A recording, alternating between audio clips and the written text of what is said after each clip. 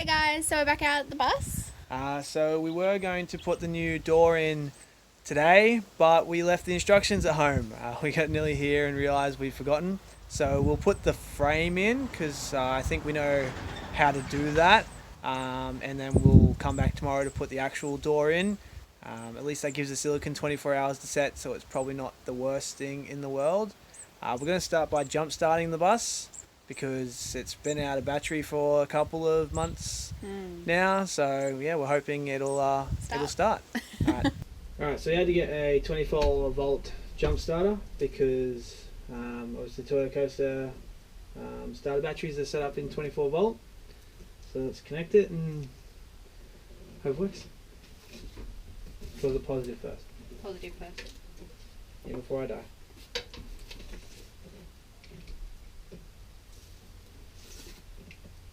Make sure it's on 24 volt and there's at least 3 blue LED lights. Yeah, there's 5 when I press the LED light button. Alright, it's on.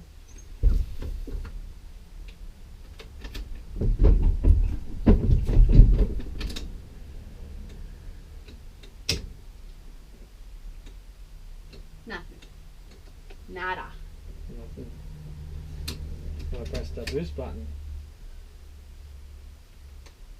Try again. Yep. Oh. Oh. Nah, nothing. Nada. Like nothing. She's so dead. Alright, so that didn't go well, as you saw. So we're going to go to Super Cheap and get some new batteries, and we'll probably bring them out with us tomorrow. So that's probably it for today. Alright, so we're back out at the bus. These are the batteries we got. They're 720 crank amps. The ones we pulled from the bus were 600, but these ones were only a little bit more expensive than 600 replacement ones, so we decided to go the more powerful ones. We also got some battery terminals to replace the current ones because, yeah, they're a bit old, rusted and dodgy. Alright, let's get them in.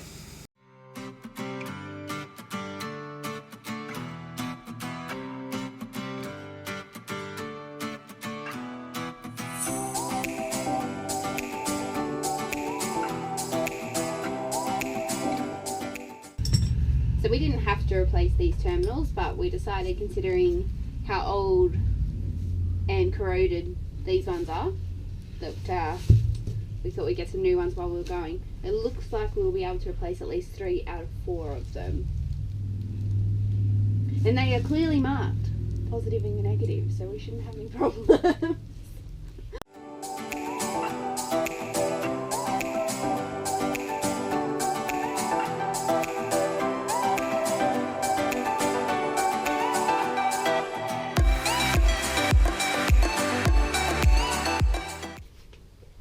Try start it.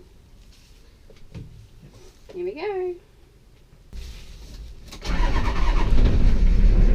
Woo!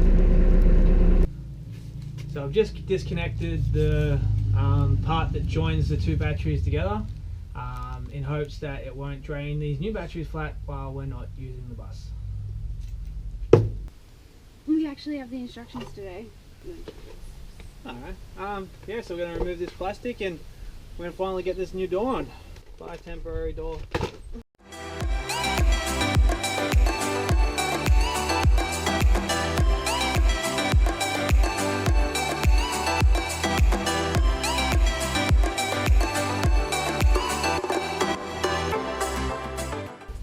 So I'm not really sure how much silicone to apply, so I'm just doing lines. And when we put the door frame on, we'll just plug any holes that we can see with some more of it.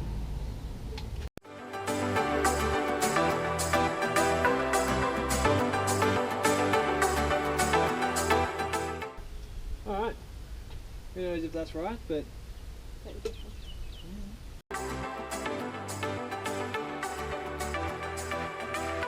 Oh my god, I'm so happy. I first. So today's tip, make sure you use the charged battery for your drill, otherwise it doesn't work very well.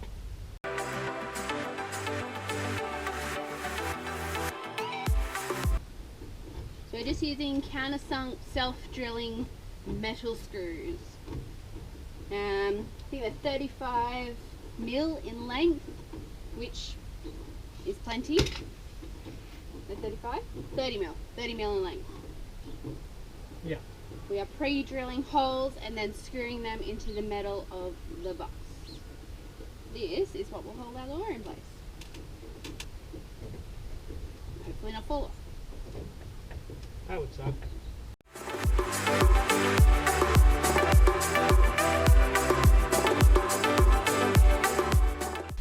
So we're just masking up our edges, and then we're just going to fill these gaps with silicone completely.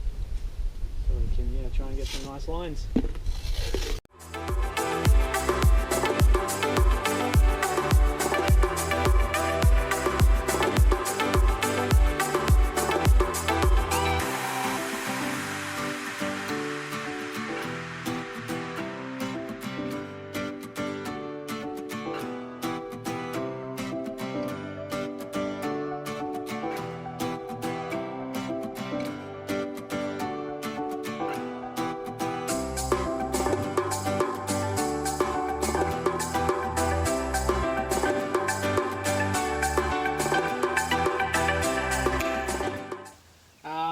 So we've got a bit of a gap at the bottom of the door, so we've just cut like a rubber strip that we're just going to shove in between the new door frame and the metal, and then we're just going to put silicone around that.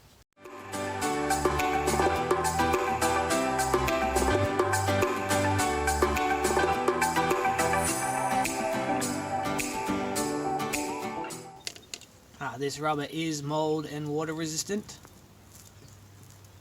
so hopefully we don't have any issues with it. So what we're doing now is we're just taking this step out because we got a new metal piece for the floor here that comes up to the door frame. We want to look at trying to put that in. So we have to hold the bolt on this side and undo the nut from underneath the bus. Which one? Claire loves it.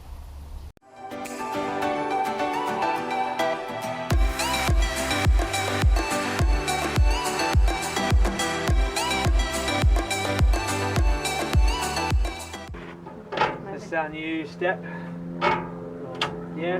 Step floor here. Gonna try and work out how to get it in.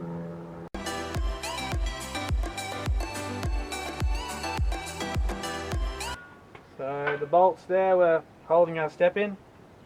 We weren't going to take that out, but we need to take it out to fit that other thing in, so it's not that great of a loss, I guess.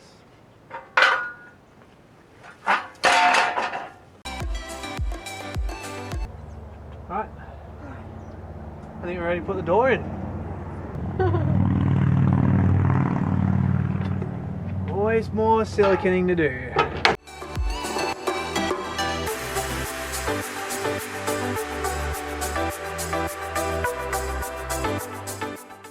Okay, so we've put a rubber spacer all sort of in the bottom corners and the top corners of the door.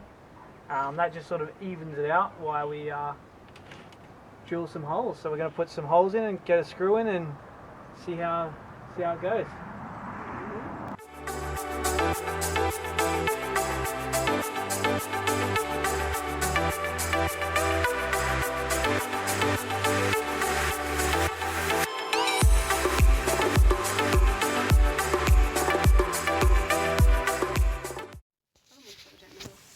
So these are our little rubber spacers. There's one under there.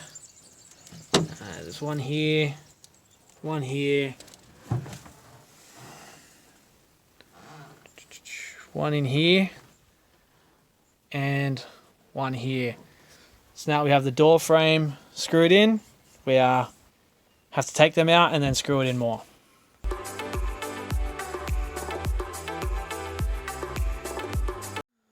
Alright, so we got a door in. Finally. Which is pretty awesome. It looks pretty cool. There's still a bit of silicone work and stuff to do, but we'll do that later. We actually had to put some rubber in behind this side of the door, otherwise the door wouldn't actually lock. But we're also going to replace the screws because we use the same countersunk screws that we used for the frame, and they sort of don't sit flush, but they're working at the moment. The door locks, so that's all that's important. And hopefully it won't leak before we get out here next. Yeah. Used as much silicone as we could, so hopefully not. We also took some measurements for next time for the kitchen and work out the bed and stuff like that, so it's what we'll start to look at after the roof insulation next. Yeah, so we'll try and mark everything out with masking tape, but wanted to get some better measurements so we could do some more theory crafting on the kitchen, which is exciting. It is exciting. Alright, well, thanks for watching, and please like, subscribe and share if you found it helpful, and we'll see you next time. See ya. Bye. You got that? Mm-hmm.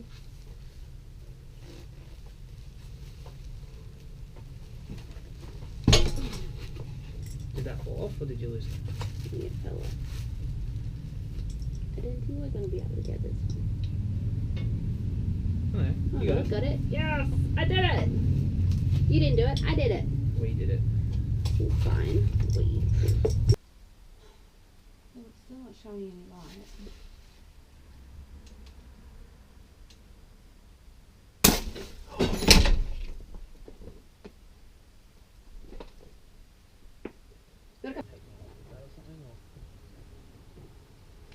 A shit ton of silicone, shove it on there, and what did I just do? Oh my god. That's silicone. So I just pulled the cap off our silicone, and that's pretty cool.